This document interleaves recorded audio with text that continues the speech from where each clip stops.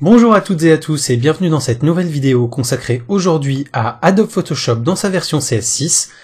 Nous allons aborder un premier tutoriel qui va vous expliquer les bases des masques de fusion, c'est-à-dire comment ça fonctionne, et je vais vous montrer deux cas concrets sur lesquels on peut les utiliser. Alors, les masques ou les calques de fusion sont en fait des calques qui vont permettre dans Photoshop de définir comment une image va s'afficher par rapport à une autre.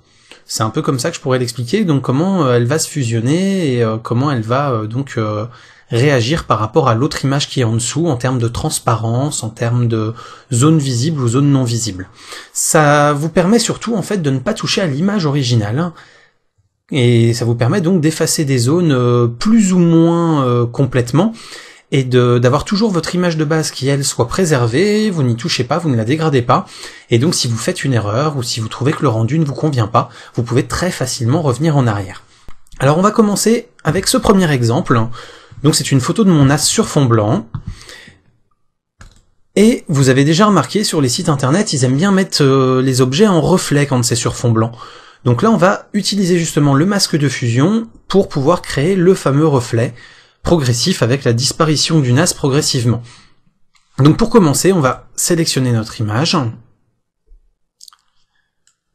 On va faire un clic droit, calque par copier. On a donc notre image ici. On va faire un beau CTRL T pour le transformer en objet. On va le retourner en maintenant Shift pour aider à ce qu'il soit bien droit.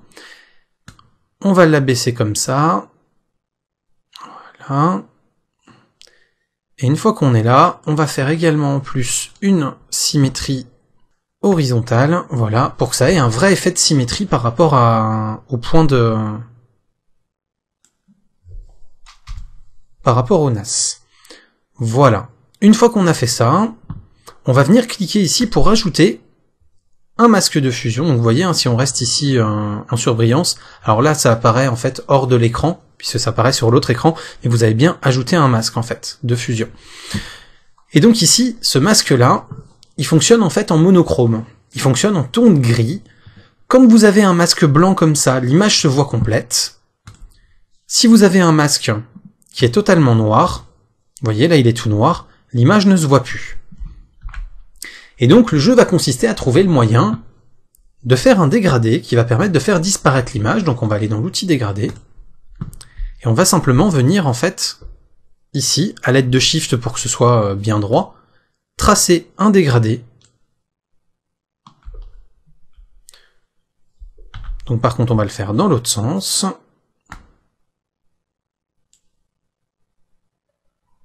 Voilà. Donc là vous voyez le principe. On a effectivement le NAS qui se voit beaucoup ici, qui disparaît progressivement. Et si j'ai envie que ce soit beaucoup plus flagrant, et ben je démarre mon calque, par exemple ici.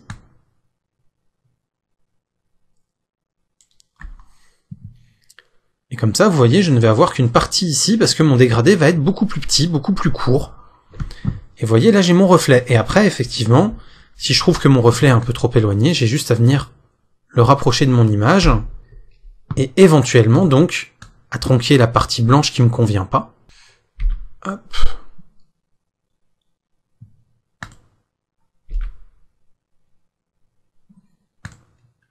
Voilà, comme ceci par exemple, vous voyez. Et là, si la transition est pas super belle, eh ben, je peux parfaitement utiliser un pinceau noir. Donc on appuie sur X pour changer en fait les deux couleurs ici. Vous voyez, si j'appuie sur X, ça intervertit les couleurs. Ça passe du noir au blanc et du blanc au noir. Ça intervertit couleur de premier et d'arrière-plan. Donc je me mets en noir par exemple, et je vais venir ici. Hop. Ah, par contre, il faut bien que je me mette sur le masque, hein, forcément. Je vais venir ici, par exemple, vous voyez, effacer la partie. Et si je trouve que justement ça fait pas suffisamment bien parce que là ça fait un gros point, je peux changer l'opacité pour faire en fait un noir qui sera moins noir. Ou alors, je peux aussi venir prendre un gris. Faire quelque chose de plus doux, vous voyez, de plus progressif par exemple.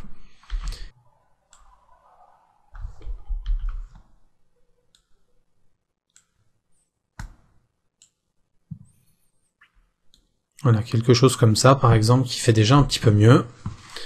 Voilà, et là donc j'ai mon effet de reflet, et c'est grâce au masque de fusion. Et l'avantage, c'est que si je trouve que mon reflet ne va pas, ou que je trouve en tout cas que j'ai trop maltraité ma photo et que ça ne donne pas ce que je voulais, eh ben je peux tout simplement en fait désactiver le masque de fusion en faisant un clic droit, par exemple, pour voir avant, et le réactiver pour voir après avec l'effet. Ou alors en faisant un clic droit, supprimer le masque de fusion, ben, je peux revenir sur mon image de base assez facilement.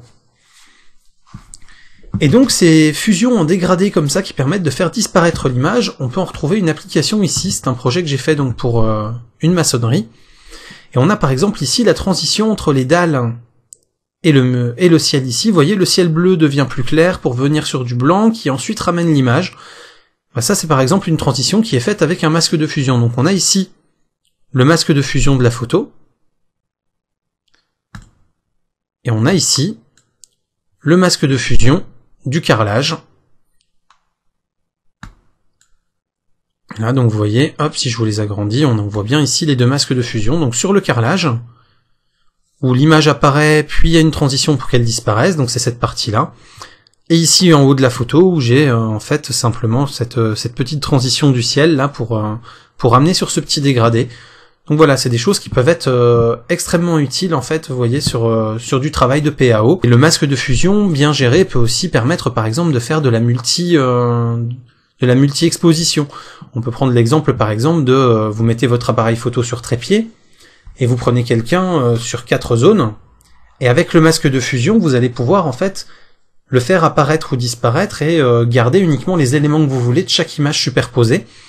Et ça va vous permettre comme ça de fusionner vos images à la main, mais en ayant toujours un résultat qui soit sympa, et en utilisant après les tons de gris pour faire des dégradés, les dégradés automatiques ou des choses comme ça, vous allez pouvoir faire des effets un petit peu sympas. Ça peut vous permettre aussi par exemple de faire apparaître quelqu'un en semi-transparence, pour donner l'impression d'un esprit ou d'un fantôme, des choses comme ça. Voilà donc pour cette introduction au masque de fusion, j'espère que ça vous aura aidé à en comprendre l'intérêt.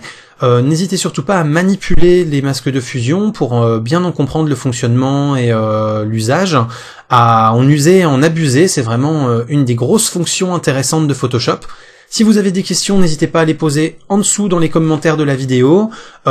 Si vous souhaitez également vous abonner à la chaîne pour ne pas rater les prochaines vidéos, vous avez ici de quoi vous abonner à YouTube et ici de quoi me suivre sur tous les réseaux sociaux. Et bien sûr, si vous avez aimé cette vidéo, pensez à mettre un petit pouce vert, ça ne vous coûte rien, mais ça me fait toujours plaisir. Ça me permet de savoir qu'il faut que je continue un peu mes vidéos et qu'elles sont utiles à pas mal de gens. Voilà. Donc je vous dis à très bientôt et merci d'être passé sur cette vidéo. Bye bye.